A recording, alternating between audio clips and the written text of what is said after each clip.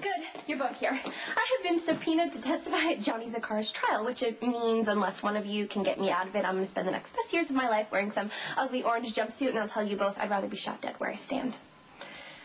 Now, it's like a horror film on an endless mental loop. I'm going to get on the stand, and Scott Baldwin will be looking at me with those little beady eyes, and he's going to start yelling at me and giving me trick questions. It's not going to matter what I say. I'm going to sound guilty, and then he's going to catch me in a lie, and I'm going to feel cornered, and my mouth's going to start flapping way ahead of my brain, and then he's going to charge me with perjury or accessory after the fact or obstruction to justice, God knows what else. I'm going to miss the whole sexual peak of my life on account that I'm going to be in jail because I decided to cover for Lulu's murdering butt instead of calling my dad and turning her in immediately. Okay, Maxie is working herself into a state rapidly resembling hyperventilation for no good reason.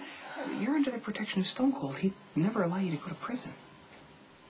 Is it just Spinelli's hero worship talking, or can you really get me out of testifying?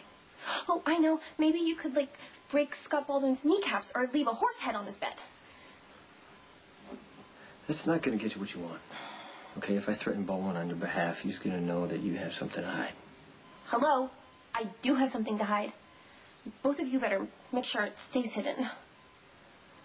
Spinelli, do you think you could arrange a new identity for me? Like working credit cards and everything? I could, but I don't think that's the wisest course. Nobody has to disappear. That's easy for you to just say. Hold on. Maxie, you're very resourceful. You think faster on your feet than anybody. But can you keep your mouth shut when you have to? No, you don't understand. There's something about being in a room full of people with all eyes on me that makes my internal editor just fly out the window. I mean, I open my mouth and it's anybody's guess what's going to come out. Did you hear about my sister's memorial service? I planned on saying all these nice things about Georgie, and I ended up just yelling at my mom and making her leave. Well, that's different from being on the witness stand. Yeah, I know. My life wasn't on the line at the memorial service. But it will be at court, and Scott Baldwin's going to be yelling at me and poking holes in every lie. Okay, that's what you're missing. You don't have to lie. You just tell the truth as you know it. You don't volunteer any information. You don't give Baldwin any more ammunition he doesn't already have.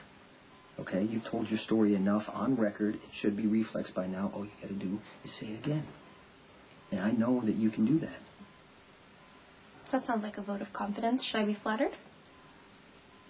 Probably not. All right. Well, I'm going to get back to work. I'll stop by there.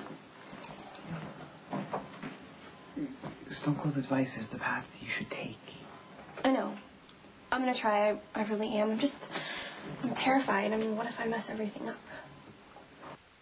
Maybe Jason's right. Maybe Scott will be so focused on making Johnny look guilty that he'll stick to the facts as he knows them, and I can get on and off the stand without ruining anything. I still wish Jason would just threaten Scott into oblivion, but...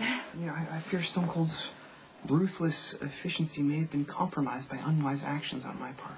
I thought I told you that whole Jason-Sasha affair was all in your head, Spinelli. No, I know that now.